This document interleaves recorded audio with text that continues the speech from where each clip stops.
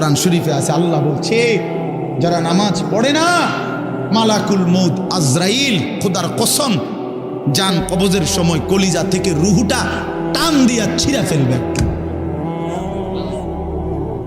টান দিয়া ছিঁড়া ফেলবে। কাল্লা ইযা বালাগাতিত তারাকি, কণ্ঠনালীর কাছে চলে আসবে, তখন রুহুটা কণ্ঠনালীর থেকে আর বের হতে চাইবে না। গলায় যেমন আটকাইয়া যায়, আটকাইয়া যাবে রুহু বেঈমানের, নাফরমানের। তো ফেরেশতা আল্লাহর নবী বলেন মালাকুল মউত আজরাইল টাইনা হেসরাইয়া ছিঁড়া ছিন্ন ভিন্ন করে রুহুটা টেনে বের করবে। কেন এমন করলো? এমন নির্মম মৃত্যু হলো কেন? এমন ভয়ানক মর্মান্তিক মৃত্যু কেন হলো? কোরআন শরীফ আল্লাহ সরাসরি বলছে ফালা সাদ্দাকা ওয়ালা সাল্লা, কারণ হলো সে আমি আল্লাহকে বিশ্বাস করে নাই, ওয়ালা সাল্লা এবং কি করে নাই,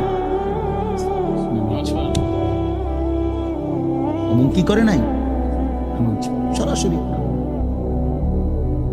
আল্লাহ বলছে তোর কলজা ছিড়ালাম, একদম টাইনা ছিঁড়া ফেলবো তোর বেটা। সালাক মনে করছে না, মাতবর মাতবর আর দুগা খাইয়া টোটো টোটো করে করো, মনে করো মাতবর, হ্যাঁ তাফালিং করো, কেউ তোমারে কিছু বলে না। ছাগল তোমারে কেউ দেখতে পারে না, দেখে না কিছু বলে না। আমারে তো ছোটবেলার থেকেই আমার মা, আমার বাবা, আমার ভাই, আমার আত্মীয় স্বজন আমারে আগলাইয়া রাখছে, নজরে নজরে রাখছে। তোমারে কেউ দেখতে পারে না, তোমার উপরে যে খোদার গজব, এই জন্য তোমার মা ডাকে না, বাপে ডাকে না, গ্রামের কেউ ডাকে না।